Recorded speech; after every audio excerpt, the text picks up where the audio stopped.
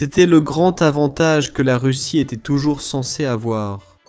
Des effectifs presque inépuisables allaient paralyser l'Ukraine. Peu importaient les efforts de l'Ukraine, la chair à canon et le métal finiraient toujours par assurer la victoire de la Russie. Et Vladimir Poutine s'en assurerait en versant des milliards de dollars inimaginables dans les poches de ses soldats.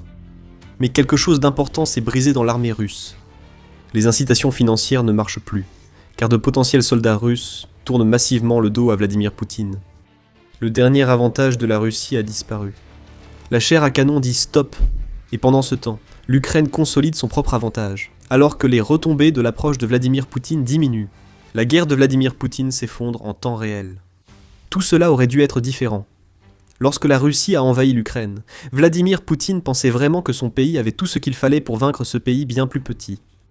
Même après que l'opération militaire spéciale initiale ait été repoussée, et que ce qui devait être une conquête rapide se soit transformé en une véritable guerre, Vladimir Poutine serait resté confiant. Et pourquoi ne le serait-il pas ?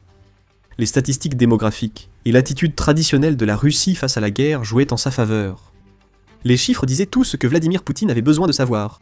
L'Ukraine compte environ 40 millions d'habitants. La Russie en a plus de 143 millions. Pour Vladimir Poutine et ses acolytes, il suffisait de constater une population plus de 3 fois supérieure. Même si l'Ukraine parvenait à bien se défendre, ce déséquilibre était la clé de la formule gagnante que la Russie pensait avoir. Ce n'était pas qu'une question d'hommes. La méthode russe de guerre assurerait la victoire. Pour Poutine, peu importait combien de ses 143 millions d'habitants mourraient pour atteindre ses objectifs. Se sacrifier pour l'armée, c'est typiquement russe. Comme cela a été dit lors de cette conversation en octobre 2023, le sacrifice de soi fait partie de la mythologie culturelle russe. Le média affirme que pour la Russie, et surtout pour Vladimir Poutine et ses acolytes du Kremlin, la mort d'un soldat n'est pas une tragédie. C'est une étape de plus sur un chemin ensanglanté vers la victoire.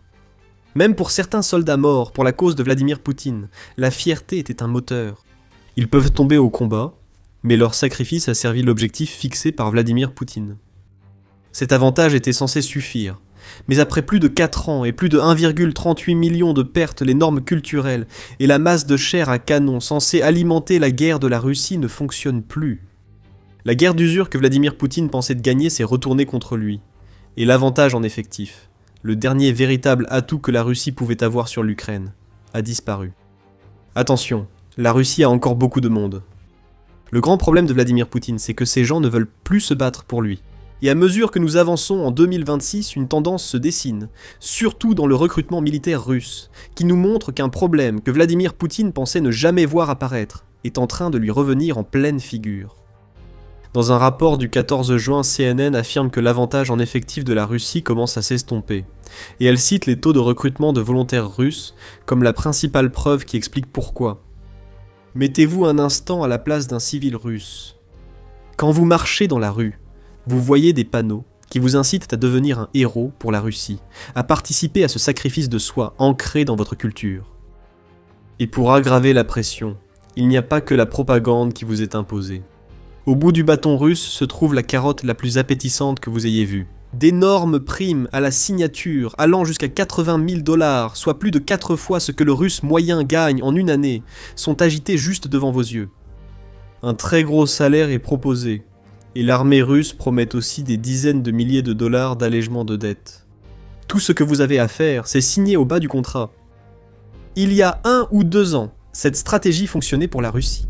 Les gens pensèrent la victoire sur l'Ukraine certaine. Ils s'engagèrent donc pour empocher l'argent, assurant ainsi un flux continu de main-d'œuvre dans l'armée russe. Mais en 2026, la stratégie de propagande et d'argent ne fonctionne plus aussi bien. Le 10 juin, la Novaya Gazeta a révélé que la Russie avait recruté 71 200 nouveaux soldats sous contrat au cours des 3 premiers mois de 2026.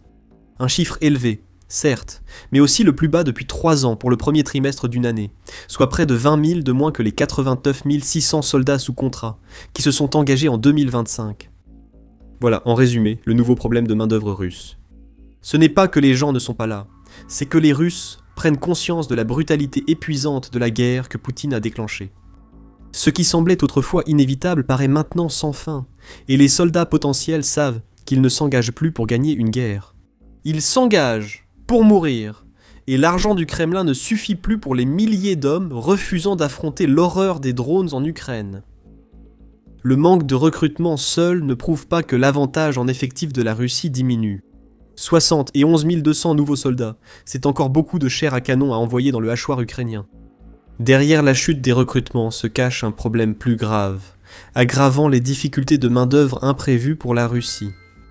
Les larbins de Poutine sont éliminés plus vite que la Russie ne les remplace. La stratégie de la Russie, qui consiste à payer les gens pour qu'ils se battent, plutôt que de les convaincre avec des arguments qui donneraient l'impression qu'aller se battre en Ukraine en vaut la peine, posait déjà problème. Mais quand on ajoute que l'Ukraine est devenue une machine à tuer plus efficace que jamais, c'est une catastrophe pour Poutine et ses ambitions. Revenons un instant sur ce chiffre de 60 et 11 200 soldats recrutés. Ce chiffre couvre la période de janvier à mars 2026. Au cours de ces 3 mois, les pertes de la Russie se sont élevées à 89 000 selon les informations rapportées par les médias United 24. Vous voyez déjà le problème ici. Le déficit de la Russie pour le premier trimestre 2026 s'élève à 17 800, soit une moyenne d'environ 5 933 par mois. En d'autres termes, chaque mois du premier trimestre 2026, l'armée russe comptait quelques milliers de soldats en moins par rapport au mois précédent. Et le deuxième trimestre 2026 ne se déroule pas mieux pour la Russie. En avril, Poutine a perdu encore 35 000 soldats, et le mois de mai a suivi la tendance avec 30 000 pertes supplémentaires. Additionnez ces deux chiffres, et vous obtenez 65 000, soit seulement 6 200 de moins que le recrutement de soldats sous contrat par la Russie pour le premier trimestre 2026. Il reste encore juin. Si un autre mois dépasse 30 000 pertes, la Russie atteindra environ 100 000 pertes au deuxième trimestre, sans avoir vraiment résolu ses problèmes de recrutement. Le déficit ne va faire que s'aggraver. Et l'avantage en effectif, qui est déjà en déclin, finira par s'effondrer complètement. La Russie ment pour sortir du gouffre où elle s'est retrouvée. Un rapport du 10 juin de UA News révèle que le vice-président du Conseil de sécurité russe et l'un des porte-paroles favoris de Poutine, Dmitri Medvedev, a affirmé le 30 avril que le recrutement en Russie avait grimpé en flèche jusqu'à 127 000 nouveaux contrats, soit plus de 30 000 nouveaux soldats par mois, ce qui est à peine suffisant pour compenser le taux de perte de la Russie. Cependant, les données régionales obtenues par le média indiquent qu'il existe un écart de 10% entre le chiffre avancé par Medvedev et ce que montrent les données régionales. Le véritable total des recrutements en Russie était d'environ 100 000 à la fin du mois d'avril, rapporte UA News. Ajoutez les 35 000 soldats perdus en avril aux 89 000 pertes du premier trimestre 2026, et vous obtenez 124 000, soit un déficit de 24 000 soldats, au cours des 4 premiers mois de l'année. Le problème de la Russie est résumé par Nigel Gould Davies, qui est chercheur principal pour la Russie et l'Eurasie à l'Institut international d'études stratégiques. Les roubles ne font pas la guerre, dit-il à CNN. En d'autres termes, la Russie paye ses soldats pour qu'ils se battent, plutôt que de les motiver par un objectif auquel ils croient vraiment, et qu'ils pensent utile à la Russie, ou de les forcer à se battre par une mobilisation générale du pays. Quand toute la doctrine militaire d'un pays repose sur le sacrifice pour le bien commun, ne motiver les soldats que par la paix finit par condamner l'invasion de l'Ukraine par Poutine. Poutine veut éviter la mobilisation à tout prix. Il sait que forcer les gens à se battre dans une guerre qu'il a lancée, après des années de conflits censés durer quelques jours, nuirait trop à son image d'homme fort et protecteur de la Russie. Le Kremlin adopte un plan d'action plus désespéré. S'il ne peut pas recruter de volontaires en Russie, il ira les chercher dans les prisons, les cellules de dégrisement et à l'étranger. Atlantic Council affirme que le Kremlin vise à recruter au moins 18 500 étrangers dans l'armée russe en 2026.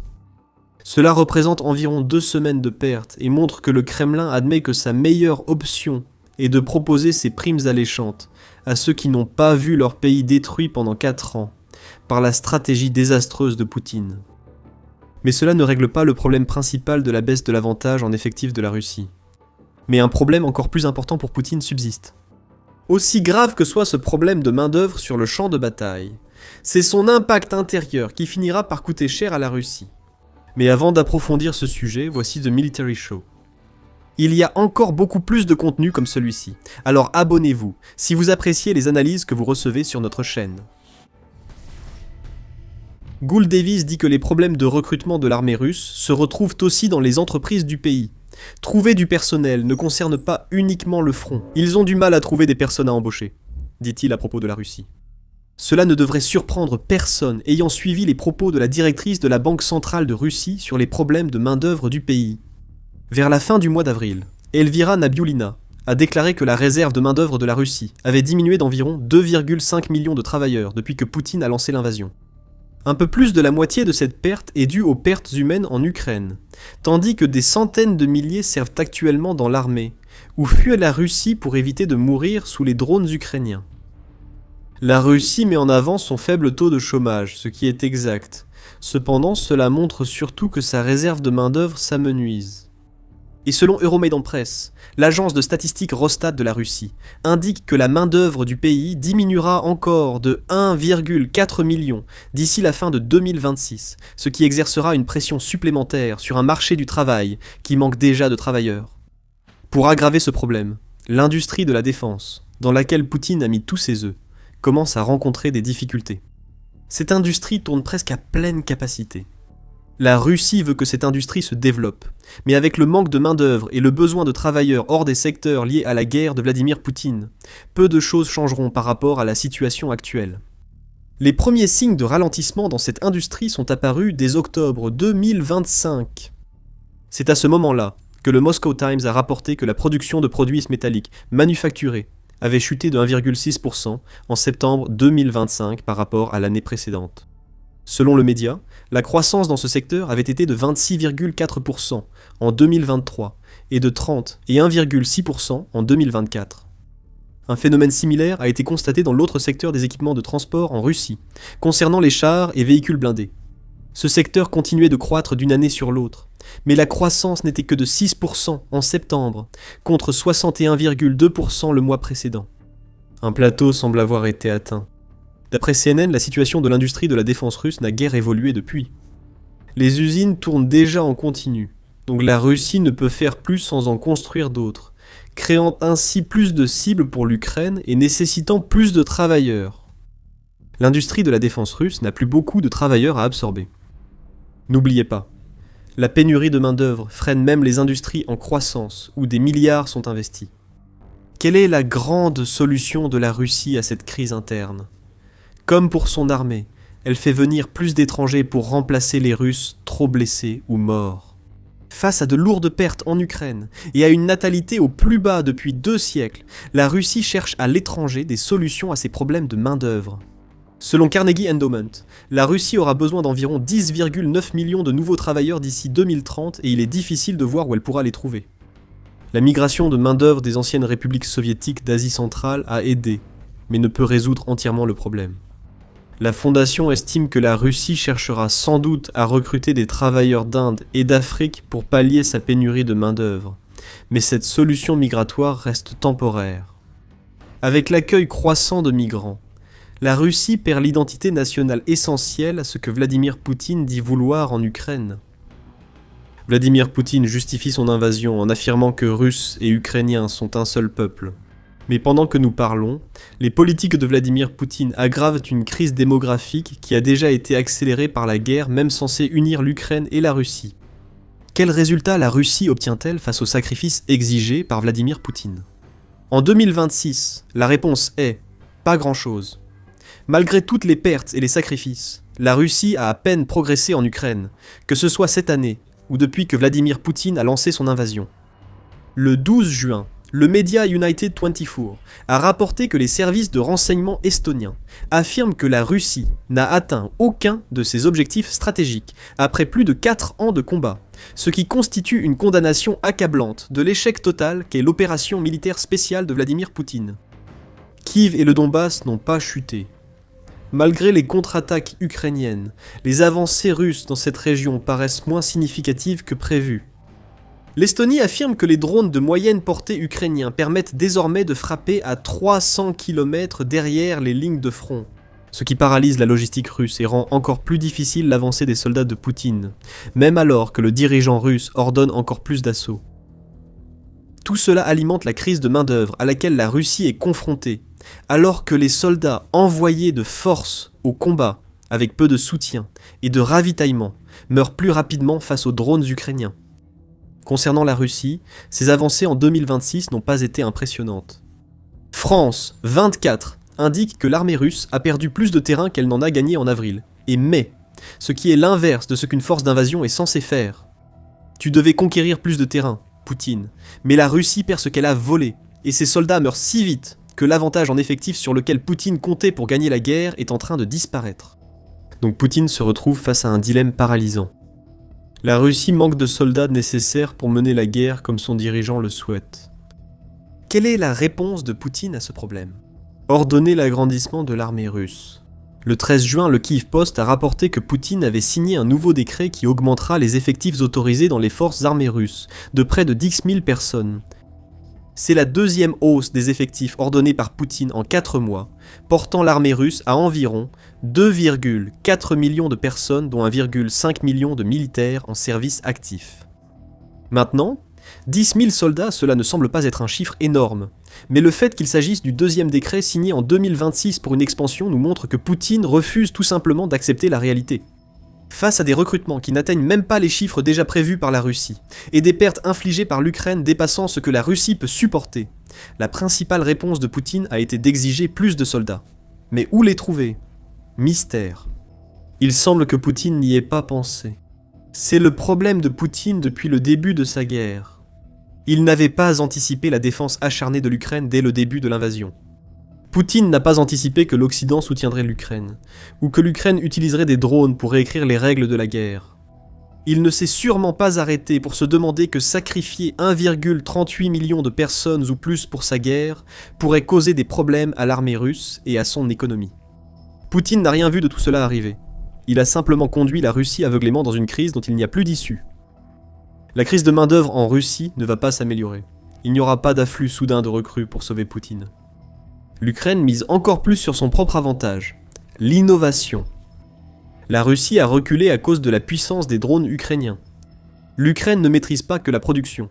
Développer de vastes stocks de drones FPV à courte portée, de frappe en profondeur et à moyenne portée reste essentiel. La stratégie de l'Ukraine a constamment évolué pour surmonter le plus grand avantage de la Russie.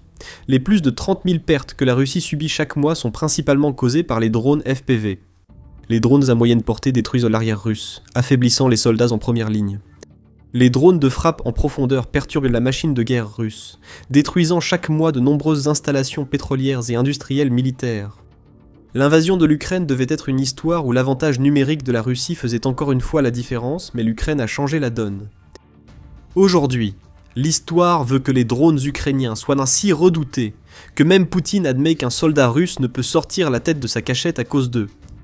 Le métal volant a surpassé la supériorité numérique, donnant désormais tout l'élan à l'Ukraine. L'avantage en effectif de la Russie a été annulé par une armée de drones de plusieurs millions d'unités.